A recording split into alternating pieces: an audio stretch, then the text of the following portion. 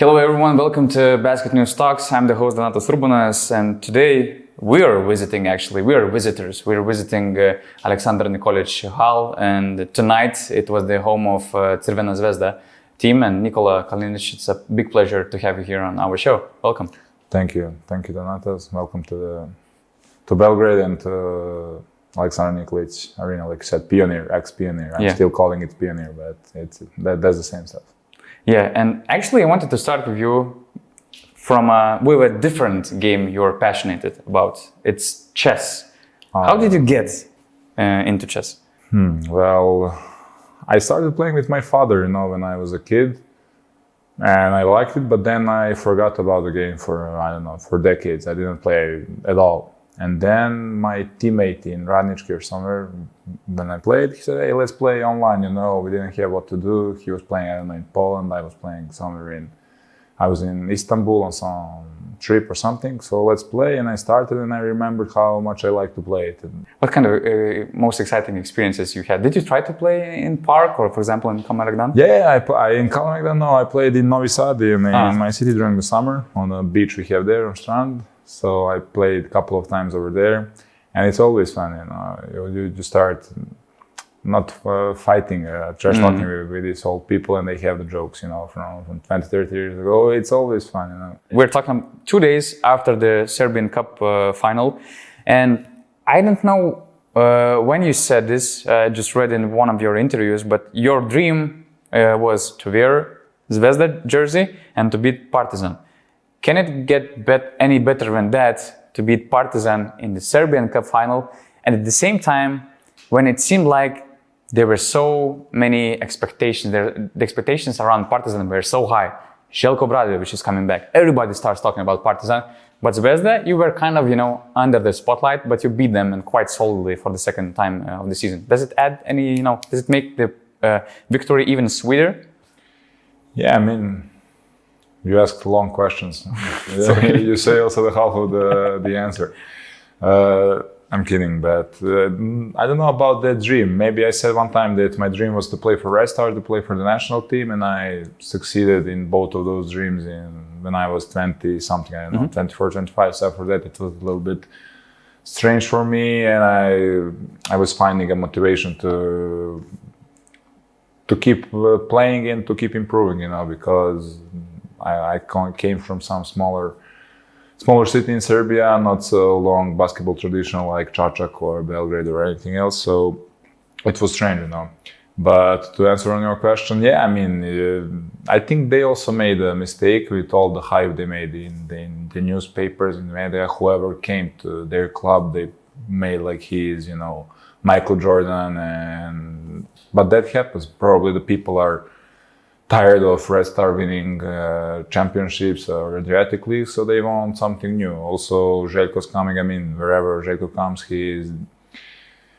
a star, or attention is on him and spotlight. So even when we were in Turkey or wherever we came to every Turkish city or in EuroLeague, everybody wants to do interview with him, to take a picture with him. So it's a natural, to be like that. Talking about that spotlight, all the attention, did it kind of bother you guys, watching all this hype, reading all these stories about Partizan? Does it affect players, or let's say, does it make even more hungry, to show everybody? Yeah, of course. It's natural, especially the people who are here for a long time, so maybe they got a little bit, bored of everything, and they're not so hungry, and then you make them, the whole summer they're reading, the Partizan brought this player, he's better than some players in Red Star, they're gonna kill them this year. So that makes, it's just cup, so we have a lot more games to play. But, like you said, probably made all the players that are here maybe for 5, 6, 7 seasons that are getting a little bit tired of everything, it made them more motivated, and so far it's working good for us. Yeah, and Zvezda signed you as a leader, to be a man, to be a go-to man, to be that mentor for the other guys. And watching social media, watching Zvezda fans, it seemed like you were kind of, welcomed as the messiah, for all this organization, especially when Partizan were making all these signings. And what's similar between Partizan and Zvezda, that both Zeljko was also greeted kind of as a big king who's back in town. And I don't know if you had any chance, for example, to talk with Zeljko, but if you had a chance to have a dinner with him, would you ask him about how it feels for him, to go through this experience with all these expectations, with all these, let's say, crazy expectations? Because when both of these fan bases have you back, they want everything. They cannot see anything else besides winning, Yeah, that's crazy because you have to, like you said, fan bases or armies of a lot of people is watching, and the winner can be only one. So obviously a lot of people are going to be disappointed, only the colors are going to be different. So I don't know. I mean, we had some contacts during the summer. He asked me, he asked agents and also me, would I come there? I said that I cannot do that because I would make, I didn't want to, and it would be, stupid. After, like you said, I am on a lot of pictures, winning trophies with Red Star, or celebrating with the fans, and I don't think it's appropriate to, to change your colors like that. And also, if you don't have to, I mean, if you can play for Red Star, still, why not? So. You mentioned one interesting thing when Zeljko tried to approach you. What would you think about joining him in Partizan? Because personally, that was one of the first things I thought about Zeljko when he signed with Partizan, and when you were a free agent. I was like, it's gonna be for sure that he will try to sign you. But what you said about it would be inappropriate for Zvezda. It's something that not all the players have. Even in Lithuania, we had some examples when captains of Rytas said that, there's no way I will ever play for Žalgiris.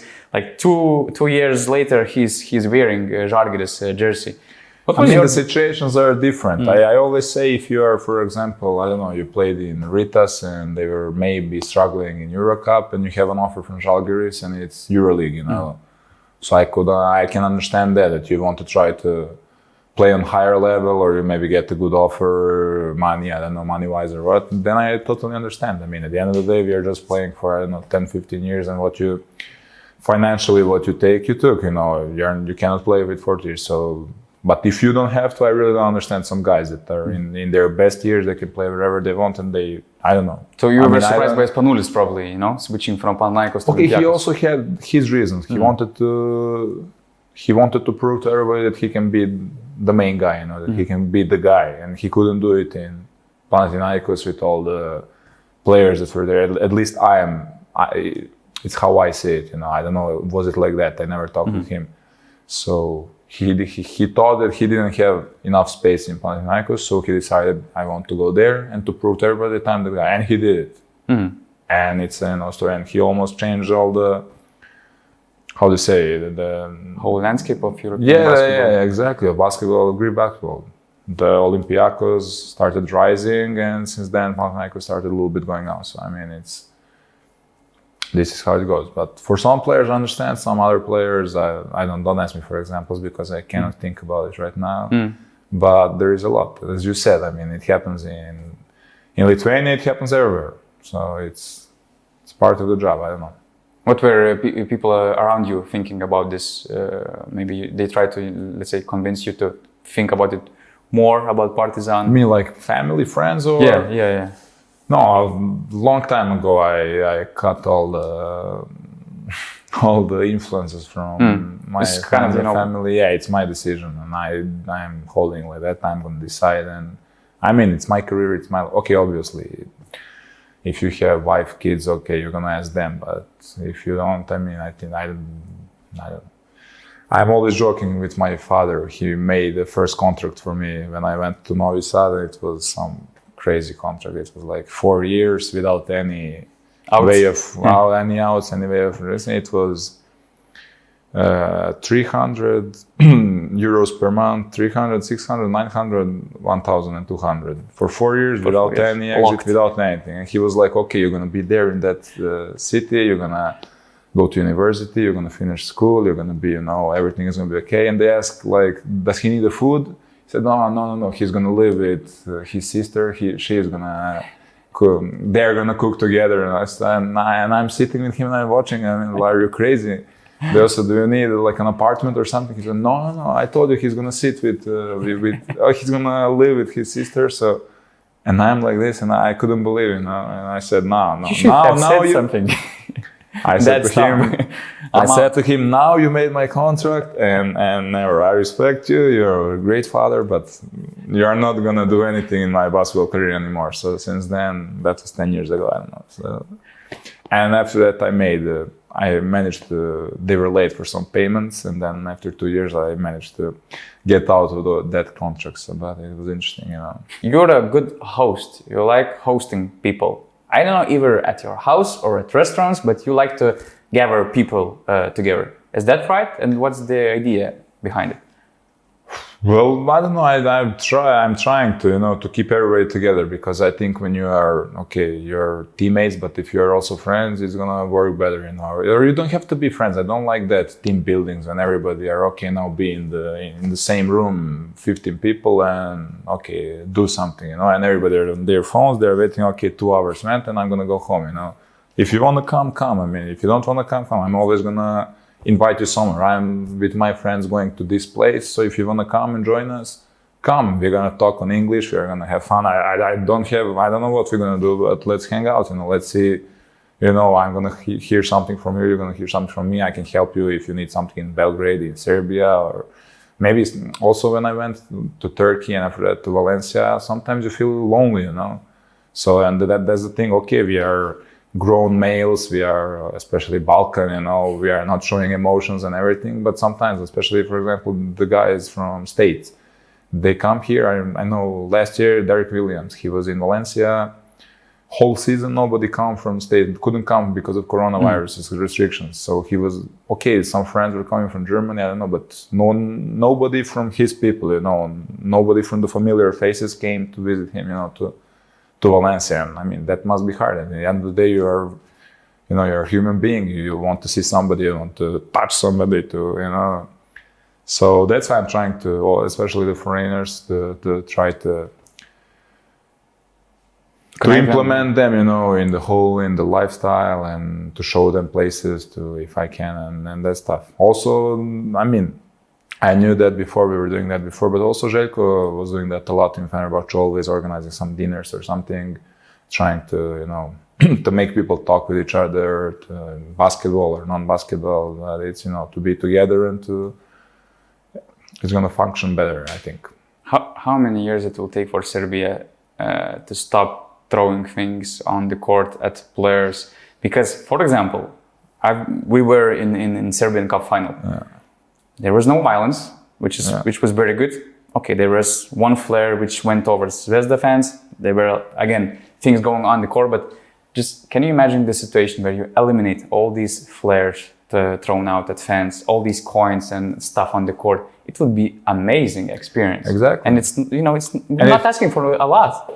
Exactly. I mean, it wouldn't ruin the atmosphere, Exactly. The atmosphere would still be crazy, and people would still be cheering and singing, and everybody would be hating. But just come on, you go, you after the game.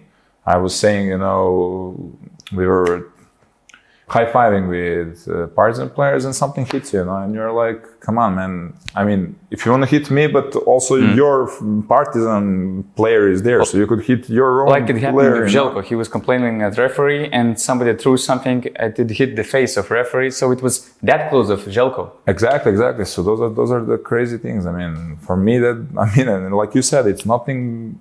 It wouldn't ruin, we are not fans anymore. They don't allow us to throw. I mean, no, you would be even better fans. You would sing even more, and it would be even better, And I don't know.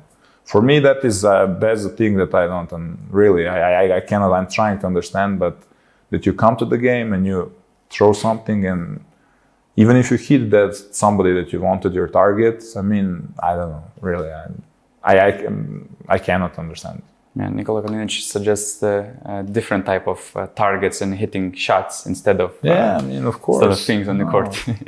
And like I said, always, I like playing in heated atmospheres, and it makes me, to be even better player and to be even more focused. But those things. It happened earlier that the bottles, even the glass bottles, were hitting our team manager into the head, making him bleed, or they were throwing also the seats to the court. I mean, I really understand. You know, we are playing sport. We are having fun, and somebody's gonna get injured. I mean, we are playing. It's not war. If you want to go to war, then go to the military and go to war. I mean, then you're gonna really be able to hurt people. But this is sport. I mean, enjoying it and cheer for your team, hate on the other team opponent, and have fun. I mean, that's, I don't know. So for this, I wish no war.